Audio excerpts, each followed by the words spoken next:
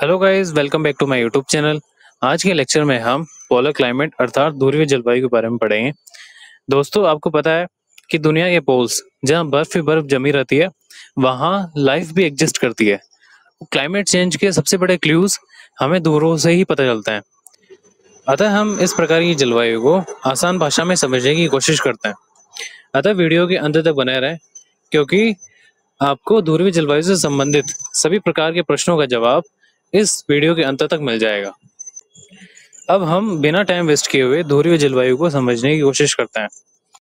यदि हम इस प्रकार की जलवायु का भौगोलिक परिदृश्य देखें, तो उत्तरी गोलार्ध में आर्कटिक सर्किल से नॉर्थ पोल और दक्षिणी गोलार्ध में अंटार्कटिक सर्किल से लेके दक्षिणी पोल के मध्य की जलवायु पोलर क्लाइमेट अर्थात ध्रुवीय जलवायु कहलाती है।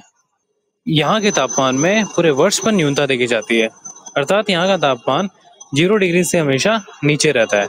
यह जलवायु मुख्यतः 66.5 डिग्री अक्षांश उत्तरी गोलार्ध में आर्कटिक सर्किल, जबकि दक्षिणी गोलार्ध में अंटार्कटिक सर्किल के भीतर देखी जाती है। अब हम इस प्रकार की जलवायु की कुछ मुख्य विशेषताओं के बारे में जानेंगे।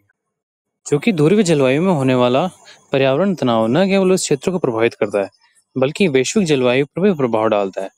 अब चूंकि आर्कटिक पवन और महासागरीय पैटर्न को प्रभावित करता है, इसलिए यहाँ के तापमान में परिवर्तन का प्रभाव पूरी दुनिया भर की जलवायु में देखा जाता है। इसीलिए इस प्रकार की जलवायु को प्रभावित करने वाले कारकों को पढ़ने की आवश्यकता है। इन कारकों में पहला कारक तापमान है। लगभग पूरे साल फ्रीजिंग पॉइंट से नीचे बना रहता है और सर्दियों में यह -50 डिग्री सेंटीग्रेड से नीचे चला जाता है। दूसरा कारक वर्षा है। यहाँ सामान्यतः वर्षा 250 मिलीमीटर से भी कम वर्षा होती है, और वो भी स्नोफॉल के रूप में होती है।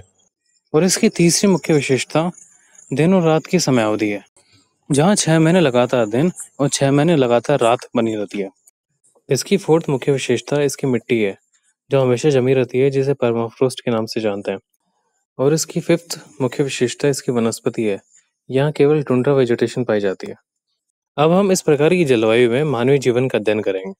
यहाँ तापमान की न्यूनता के कारण यहाँ की पॉपुलेशन बहुत कम है। यहाँ कुछ जनजाति जैसे एस्किमो, लापसी देखी गई है। ये अपनी आजीविका के लिए शिकार और रेंडियर्स का पालन पोषण आदि करते हैं। आधुनिक गतिविधियों में ऑयल, गैस की ड्रिलिंग तथा साइंटिफिक रिसर्च स्टेशन आदि देखे गए। अब हम इस लेक्चर का सबसे महत्वपूर्ण पार्ट डिस्कस करने के लिए जा रहे हैं, क्योंकि ध्रुवीय जलवायु इतनी महत्वपूर्ण क्यों है और ध्रुवीय जलवायु को पढ़ने के पीछे के कारण क्या है। इसका पहला कारण साइंटिफिक रिसर्च है, जिसकी वजह से हमें क्लाइमेट चेंज, ग्लोबल वार्मिंग और ओजोन डिप्लेशन पर स्टडी करने में मदद मिलती है। दूसरा कारण फ्रेश वाटर स्टोरेज है। अंटार्कटिका में दुनिया का लगभग 70% फ्रेश वाटर आइस है। तीसरा रीजन यूनिक बायोडाइवर्सिटी है, जिसमें polar bear, penguin, arctic fox और सील जैसी बायोडाइवर्सिटी देखी जाती है। चौथा कारण क्लाइमेट रेगुलेशन है, जिसमें पोलर आइस कैप्स दुनिया के टेम्परेचर और ओशियन करंट को रेगुलेट करते हैं। फिफ्थ रीजन जियोपॉलिटिकल इम्पोर्टेंस है, जिसकी वजह से आर्कटिक काउंसिल और अंटार्कटिक ट्रीटी को समझने में मदद मिलती है। अब हम इस जलवायु के वन्य जीवन और आर्थिक महत्व को समझेंगे। यहाँ कुछ स्थानीय वन्य जीवन प्रजातियां देखी जाती है, जैसे आर्कटिक रीजन में polar bear, musk ox, reindeer और आर्कटिक फॉक्स जैसी प्रजाति, जबकि अंटार्कटिक में पेंगुइन, सील्स और वेल्स।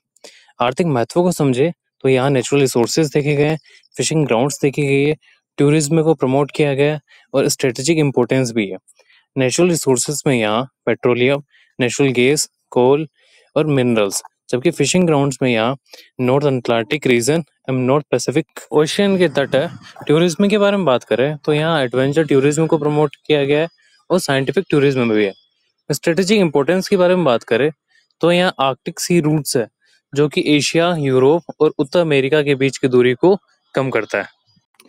चूंकि ध्रुवीय जलवायु पृथ्वी का सबसे एक्सट्रीम और यूनिक क्लाइमेट जोन है, यहाँ की कठोर परिस्थितियां हमें नेचर की शक्ति और मानव की सीमाओं का एहसास कराती है। यह क्षेत्र केवल नेचुरल रिसोर्सेज और फ्रेश वाटर रिजर्वायर के लिए ही नहीं, बल्कि scientific research, climate change studies और ग्लोबल एनवायरनमेंट बैलेंस के लिए भी अत्यंत महत्वपूर्ण है। अब हम इस टॉपिक से रिलेटेड कुछ महत्वपूर्ण प्रश्नों के बारे में चर्चा करेंगे, जिनका आंसर आप कमेंट बॉक्स के माध्यम से दे सकते हो। पहला प्रश्न, मिडनाइट सन किसे कहते हैं, ये कहाँ पाया जाता है? दूसरा, टुंड्रा वेजिटेशन किन क्षेत्रों में पाई जाती है? तीसरा, परमाफ्रोस्ट सॉइल क्या होती है?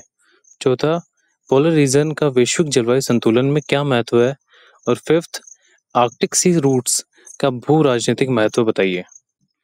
तो आज के लेक्चर में बस इतना ही। यदि आपको ये वीडियो नॉलेजेबल लगा हो तो इसे लाइक कीजिए, शेयर कीजिए, सब्सक्राइब करना मत भूलिएगा, क्योंकि आपका हल्का सा इनिशिएटिव हमें नए वीडियो बनाने में मोटिवेट करता है। वीडियो के अंत तक बने रहने के लिए आपका धन्यवाद।